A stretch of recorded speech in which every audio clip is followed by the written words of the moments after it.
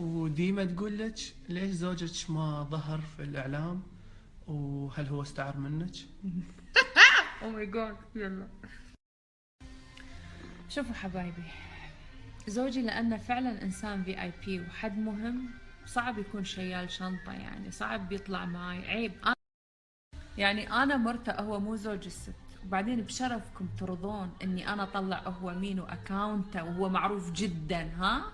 قولوا لي بالله عليكم سؤال، ترضون إني أطلع هو مين ويدخل واحد معفن مو ماخذ شاور أسبوع، ولا واحدة مريضة تطلع تقول له يا فيك يا إيه يا ديوث يا متزوج فنانة، يا انتوا تشوفون شو يسوون في مبارك الهاجري، ولا في زوج بلقيس، يا حرام على اللي يكتبون عليهم، ولا في مريم، ولا زوج مريم فيصل. حسين، ولا ايه فيصل اسمه ايه، المهم انه شلون يشتمونهم، انت ديوث، انت عار، انت عشان هو متزوج فنانة. انا ارضى زوجي ينحط يعني زوجي مكرمني وولد شيوخ وانسان محترم وكلاسه معروف على مستوى العالم العربي، ارضى ان انا انزل اسمه عشان واحد يشتمه ويقول له انت فيك وعليك؟ انا ارضى.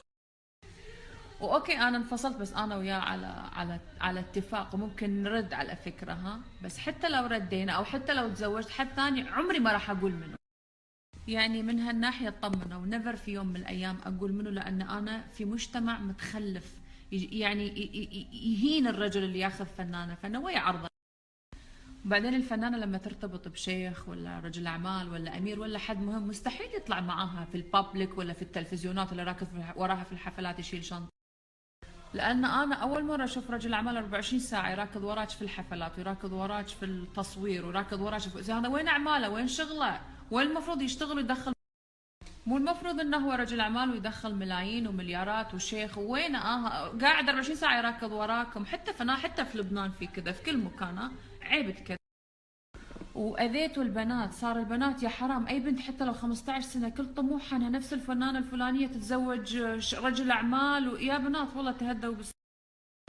فصار اغلب طموح اي بنت انا بتزوج رجل اعمال زي زوج فلانه. ترى والله لو رجل اعمال ما طلع مشغول في طياراته وفي فلوسه ما يطلع ورا فنانه نوي. بنات يجيكم شخص ترضونه باخلاقه وباسلوبه وبتربيته ترضوا فيه، لا تدورون لا موضوع الحب والسعاده مي رجال اعمال ولا فلوس، صدقوا.